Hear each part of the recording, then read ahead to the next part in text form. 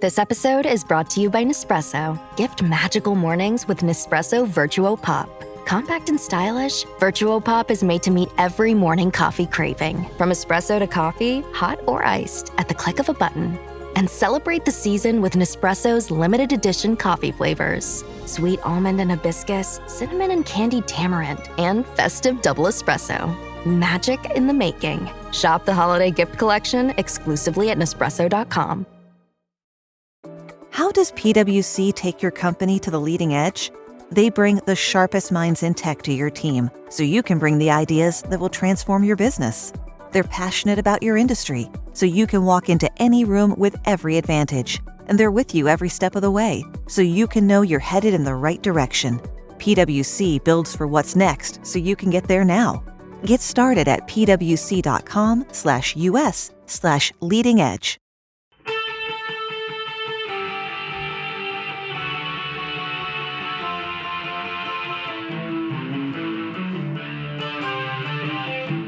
This is the Daily Blast from the New Republic, produced and presented by the DSR Network. I'm your host, Greg Sargent.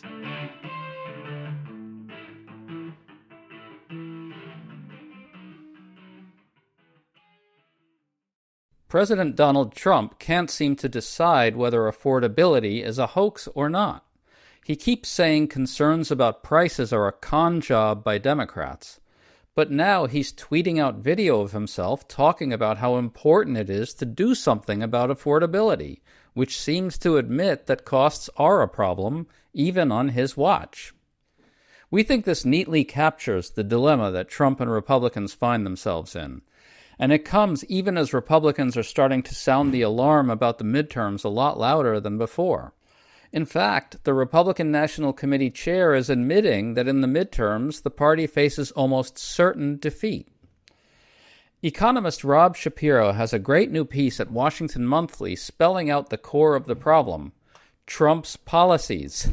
So we're talking to him about all this. Rob, good to have you on, man. It's great to be here, Greg.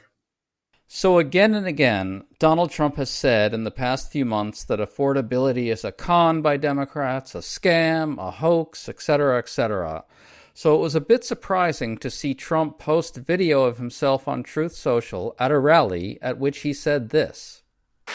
And I have no higher priority than making America affordable again. That's what we're going to do. And again, they caused the high prices and we're bringing them down. It's a simple message.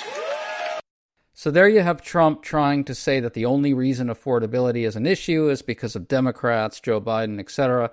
Now, in fact, Trump inherited an economy that the economists called the envy of the world.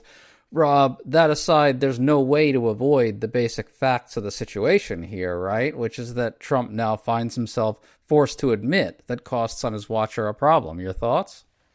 Well, there are two realities here. One is the economic reality that people feel they can't afford the things that they used to be able to afford. And the second is the political reality, which is they blame Trump for it. And they blame Trump for it, I think, because he spent the first 6 months of his term saying, I'm going to totally redo economic policy, totally redo the economy around the tariffs. And so he seized responsibility for the economy. And of course, the tariffs only raise prices. So they make the underlying issues worse. And people believed him. He was the master of the economy. Well, they don't like the results. So he's got a political reality, which is ultimately based on the underlying economic reality. Well, just in case people need a refresher, CNN put together a few clips of Trump on affordability. Listen to this. The word affordability is a con job. They use the word affordability. It's a Democrat hoax. Look, affordability is a hoax. So what's funny about this is that the political advisors are telling him, sir, you really have to stop downplaying costs. This is a meaningful issue for people. So Trump goes out at a rally and mouths the words that he cares deeply about getting prices down, but at bottom he can't bear to admit this because it amounts to a confession of fallibility, which is impossible for him. He often says not only that affordability is a Democratic scam, but also that prices are way down compared to last year. Rob, what's the reality? Can you just lay that out and make it simple for us? Sure. The reality is that prices continue to rise, and they are continuing to rise at a rate which is a little faster than they were rising last year. Moreover, most economists expect inflation to accelerate because the impact of the tariffs is only now kicking in. And the reason for that is that businesses knew the tariffs were coming, so they built up their inventories before the tariffs. Well, now they've spent down those inventories, so any new inventories they buy, either from abroad or made with inputs from abroad, are going to cost more, and they've got to pass it on.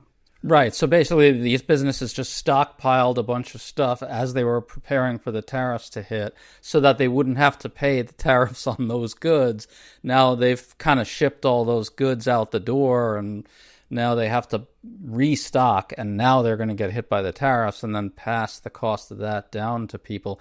How do you simplify the data for us? Like, what's the simplest way of understanding the numbers? Because we've heard Caroline Leavitt, the White House press secretary, really cooking the numbers in crazy ways.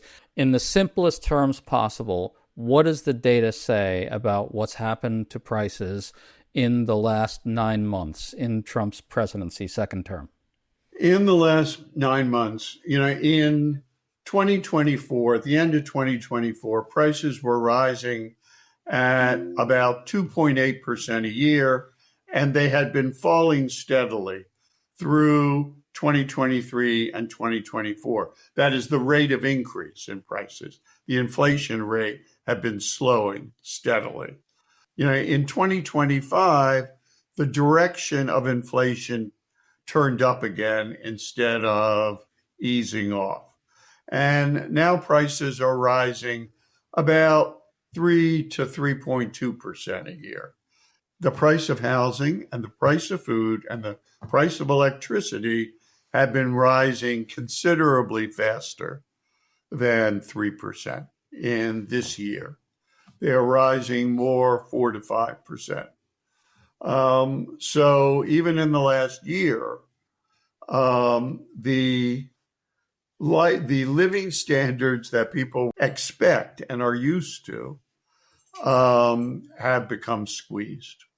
And so it's not surprising Republicans are clearly in a panic about all this. I'm going to read some quotes from Republican National Committee Chair Joe Gruters that were compiled by The Bulwark. Quote, "There's no sugarcoating it. It's a pending, looming disaster heading our way."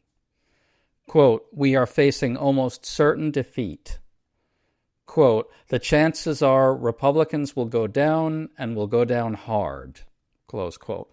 Now, Rob, that's, the usual effort to lower expectations and so forth, but the truth is that it's a striking admission coming from the RNC chair. Andrew Egger at the Bulwark talked to GOP operatives who roundly trashed Trump's message about affordability, and they said it's precisely because they need to stay loyal to Trump that they're in such trouble. This is what they told the Bulwark. What do you make of that? Well, I think that part of it was lowering expectations, and part of it was ringing an alarm bell that, hey, if we don't figure out how to address this in a credible way to the country, we're going to get wiped out. And it means that they think that the wave of negative feeling across the country about the economy and Trump's management of the economy cannot be turned around by spending more money on campaigns, which can make a difference if it's close. And if people are saying, well, we don't really know, yeah, some things are good, some things are bad, that's not the view of the country. The view of the country is almost everything is bad. And if you're a president like Trump, who has to be the lead story every day, that's a way of advertising it's all my fault. To stay up to date on all the news that you need to know, there's no better place than right here on the DSR Network. And there's no better way to enjoy the DSR Network than by becoming a member. Members enjoy an ad-free listening experience, access to our Discord community, exclusive content, early episode access, and more. Use code DSR2025 for a 25% off discount on sign-up at thedsrnetwork.com/buy. That's code DSR2025 at thedsrnetwork.com/buy. Thank you, and enjoy the show.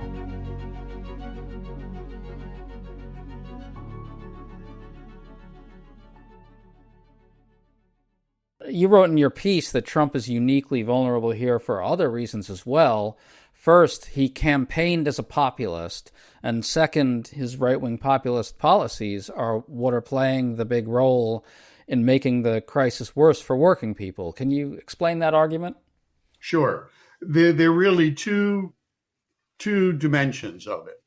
One is the government addresses affordability all the time by subsidizing certain goods.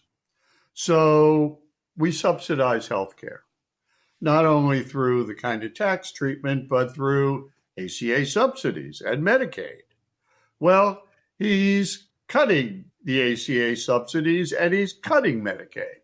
So that means as a direct policy goal, he is making those healthcare less affordable for probably about 100 million people. We subsidize food, and we subsidize it through the SNAP program for 42 million people. We also have, in a way, subsidized it through very, very low tariffs on food imported from abroad. Well, the tariffs reverse that. So we are, as a policy matter, making food less affordable, just like we're making healthcare less affordable. And the third area is energy, where, again, he is slashed subsidies for wind and solar and other sustainable energies, which those subsidies brought down people's electricity bills or held them down.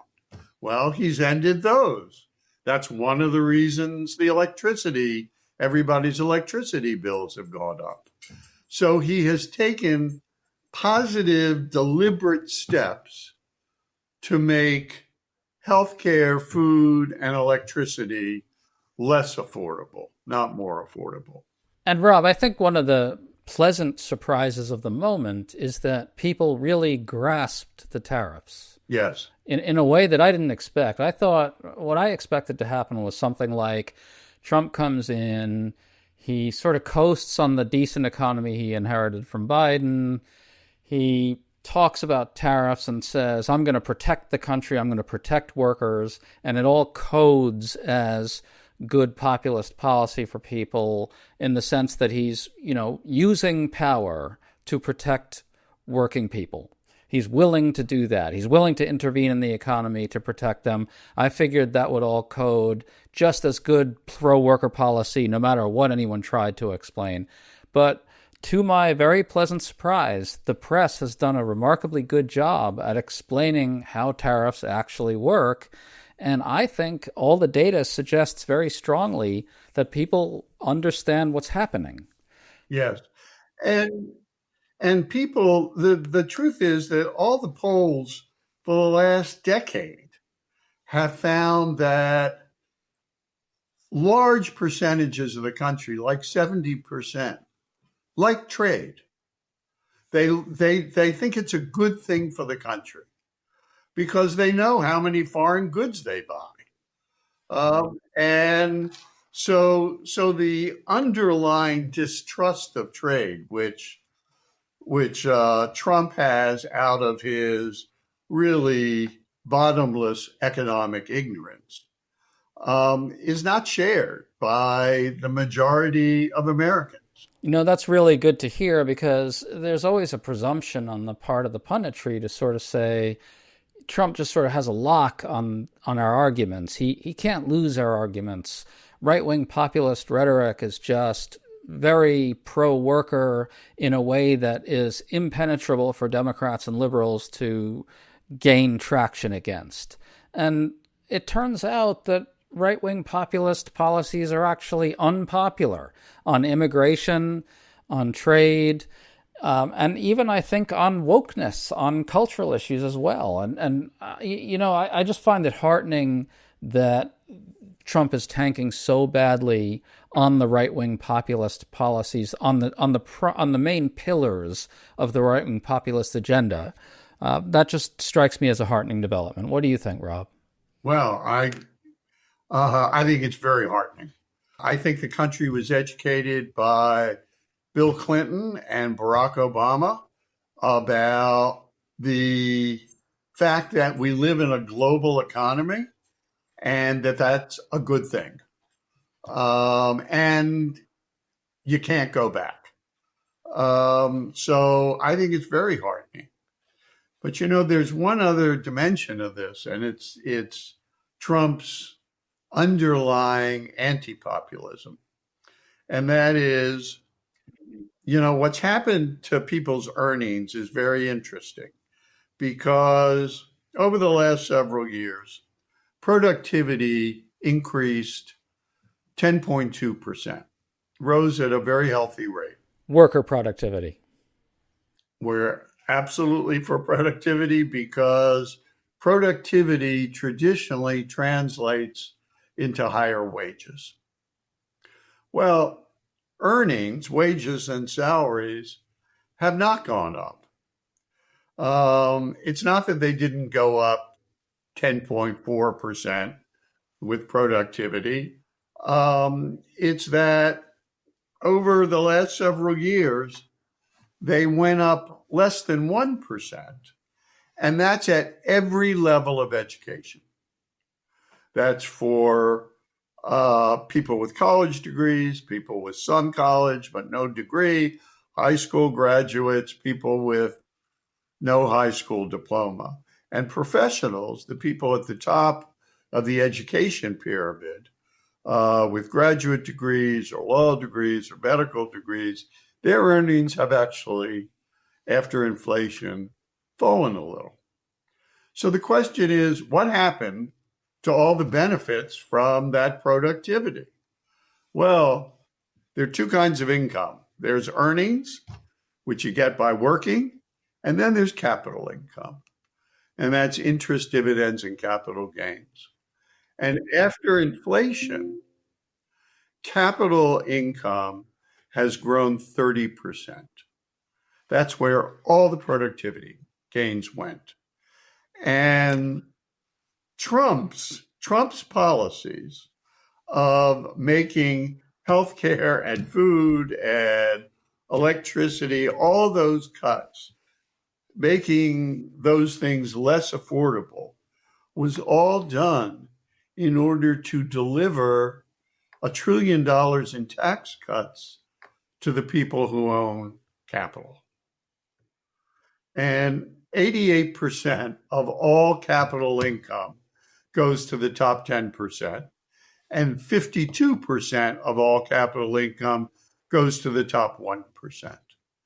So he has made life less affordable in order to make the rich even richer. And Rob, I would just throw in here that makes it a big double whammy for them politically, because not only are people getting clobbered by the price hikes that are Trump's fault, people also hate tax cuts for the rich. They understand taxation as well. They understand the Republican Party's devotion to transferring wealth upward. So how do you see this playing out? Just to sum this up quickly, how do you see it playing out into the midterms? Do you think the crisis continues all the way through, and does it cause a Republican loss?